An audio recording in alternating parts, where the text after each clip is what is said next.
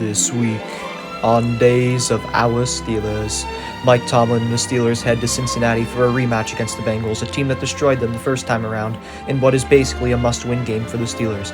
If they win this game, it'll give them so much momentum going into their schedule, which the second half and the remaining amount of games are the absolute hardest schedule when it comes to the playoff percentage chances and the amount of teams that they play that made the playoffs last year. So this would be a huge victory for the Steelers, especially to assert AFC North dominance and try to climb up the chain of what is the very competitive AFC North. As Burrow scrambles on a very good first drive for the Bengals, and he's into the end zone for the touchdown. Joe Burrow once again showing the Steelers why he is an up-and-coming quarterback already, in my opinion, definitely a top 12 quarterback in the league. I would say he's top 10, as the Steelers are going to have to get the football here. Let's see how Ben Roethlisberger responds to this. Of course, he hasn't thrown an interception in 5 weeks, but what do you know? He throws a pick, and the Steelers are able to tackle Eli Apple, who, honestly, he's just not good at the game of football. So the fact that it went to him is just very abysmal and it's just very sad. And Burrow's going to get dropped back, and he's going to get pressured, and he's going to get sacked. This defense makes a stand. Let's hope they can do that more today.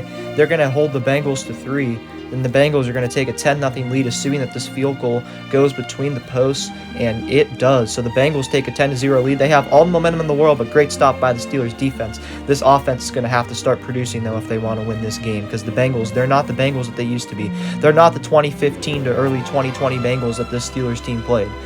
You know, they're a good team right now, and they're a team on the rise. They're going to be even better as the future goes on, and this is a huge game for not just the AFC North, but also for the wild card spot in the playoffs. So the Steelers need to find a way to start responding on offense here, and let's see if Ben Roethlisberger, our Lord and Savior, can find a way to get this ball down the field. And Roethlisberger drops back at the 22-yard line. He throws the ball, and it is incomplete. Claypool falls. That's not pass interference because he just slipped, and that's going to result in a 4th down and 10. Boswell's clutch, so I'm very confident that he's going to be able to make this field goal.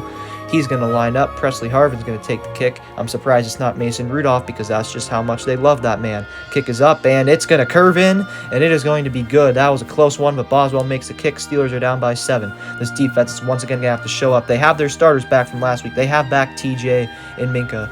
They're going to have to not play the way they did last week. In fact, play much better if they want to win this game. And this defense definitely is capable of it, but will they underachieve? I have no idea. And there goes Chase, and Fitzpatrick's able to bring him down. Nice tackle for Minka Fitzpatrick, but not before Jamar Chase gets the first down. He does his little dance, spins the ball, and it's going to result in the 1st down and 10 for the Bengals. Burrow drops back. He throws it deep to Pierre, and it is caught. T. Higgins has schooled James Pierre. He's taken that man back to preschool. And the Bengals take a 16-3 lead, and they are riding high because they're looking for their 3rd consecutive win against their divisional rivals. And the series sweep of the Steelers, the first time in at least over 15 years since they've been able to do that. And there we go. Pass to Freiermuth. He sheds the tackle. Very clutch of Pat Freiermuth. They will get the 1st down, and the Steelers need to score here, preferably a touchdown. If they don't score, then this game can get out of hand very quickly. And Ben's going to go in the bootleg. It's going to be a flag, except it's going to be on the defense, so Claypool's going to catch it for the 1st down. Steelers convert and make it a 1st down and 10. They move the chains, and it's going to be across the Bengals side of the field. And on 3rd and 6, Miller makes the catch. That's his first reception as a Pittsburgh Steeler. Anthony Miller, the former Chicago Bear, but he's not able to make it to the 1st down line. They're going to have to punt the football. And this defense cannot allow any points here, in my opinion, if they want this game to still be a thing. Chase is going to go for the 1st down, and so far the Steelers team looks totally unprepared. They look like they don't care. They look like they're not even trying. And the Bengals, honestly, they're playing good football, but honestly, they could probably just be walking down the field right now, and the Steelers would give them a red carpet to walk on. That way they could make it.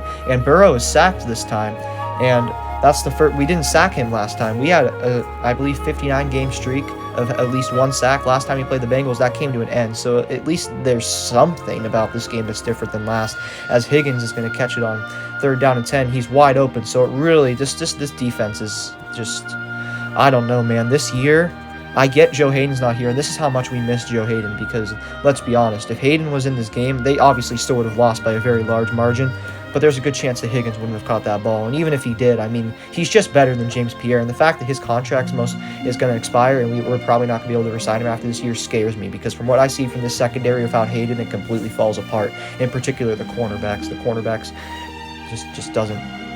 they don't mesh well. 3rd down and 1 for the Bengals. The Steelers are going to have to find a way to try to turn this ball over or do something, because even a field goal here could be detrimental to what can happen to the rest of the game.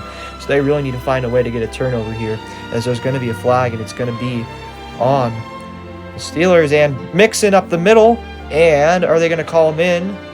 Yes, they are. Touchdown, Cincinnati.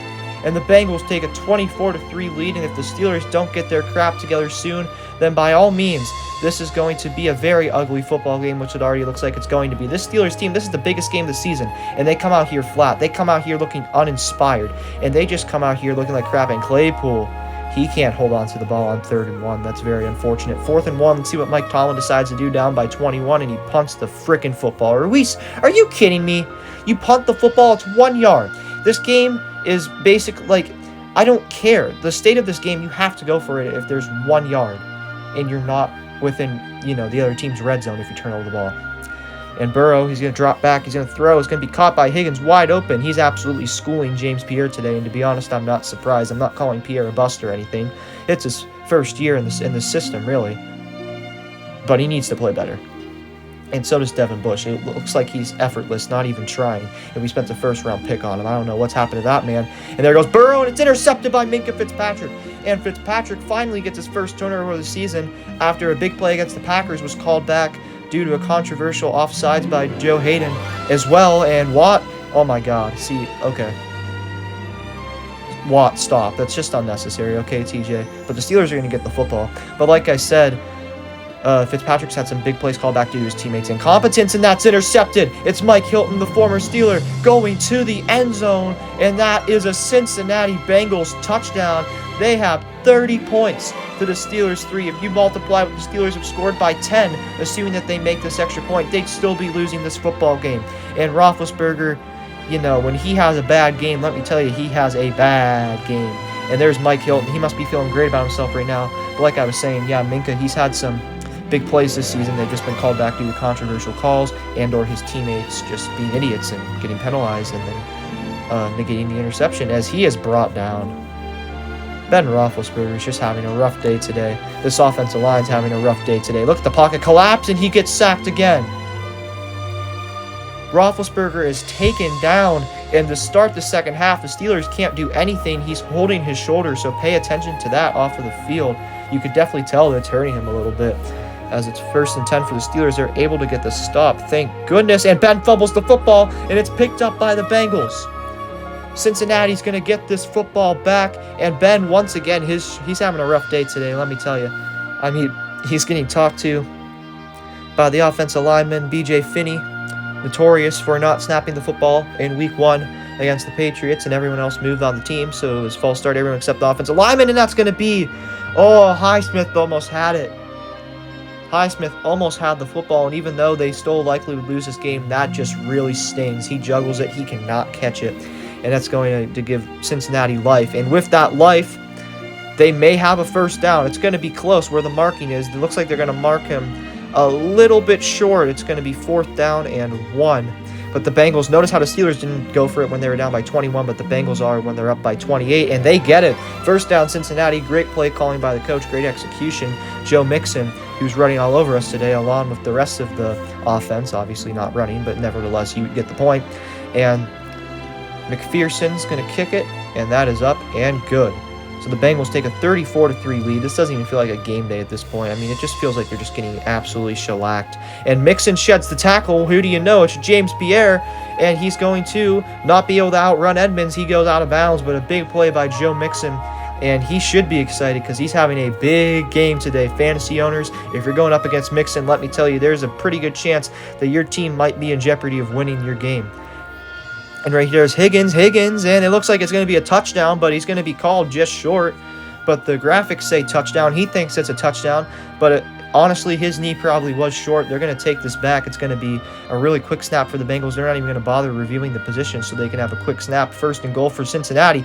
Mixon, and he easily powers his way in to the end zone. That's a touchdown for Joe Mixon. 40-3 Cincinnati, utter domination. And the Steelers, they came in this game, they looked unprepared. The play calling was terrible, the execution was terrible. They looked unprepared. The coaching doesn't say anything, and they're down 41-3 in the biggest game of the season against a divisional rival that already humiliated you. Not to this extent, but they already did. Nice catch by Claypool, even though it's in garbage time. Maybe he should stop acting like he's hot crap. And right here, Freiermuth, that's actually a very good catch, even though it's in garbage time. What an impressive play by Roethlisberger and Freiermuth. That's going to be a touchdown. And, terrible towels may be waving, but let me tell you, they're not being waved vigorously because this game is over. In the biggest game of the season for the Pittsburgh Steelers, they lose 41-10, and that touchdown came in garbage time. Remember when this game was only 10-3? Yeah, those were the good old days, because let me tell you, Cincinnati scored 31 unanswered points. I seriously could not believe this, okay?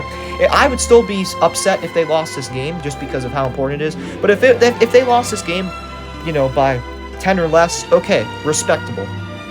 But the fact that we went into here and we were down 41-3 and scored a touchdown in garbage time in the biggest game of the season, the execution looks like crap on offense and defense, right? It didn't matter. The offense could have played amazing in the way the defense played, we would have lost. The defense could have played amazing in the way our offense played, they would have lost. But they both sucked. The execution sucked. The coaching sucked. Play calling sucked. It looked like we were unprepared. It looked like we didn't want to be there. And this isn't the first time I've seen this from the Steelers team. I've seen this many times throughout the years, usually against teams that are worse than them, not teams that are better than them.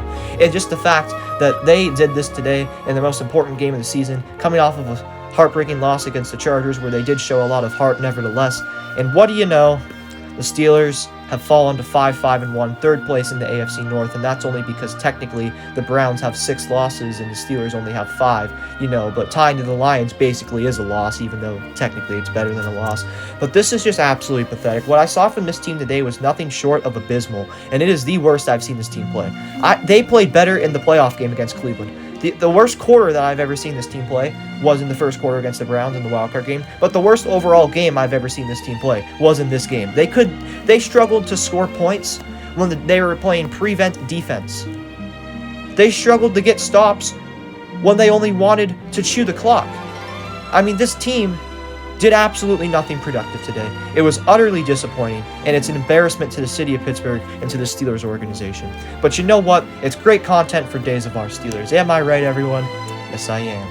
And just like the Steelers making things hard and somehow probably going to find a way to just, I don't even know. I mean, this season could be over now and they could suck the rest of the year, or they could turn on a, huge overachieving streak and find a way to be in fight for playoff contention in Week 17. But let me tell you, this team, the way they change from week to week, it's utterly embarrassing, and it's just does not make any sense. But just like a former Steeler getting a pick 6 on Ben Roethlisberger when they're already down by 21 to put them down by 28 and just honestly put me in a great state of misery, so are the Days of Our Steelers.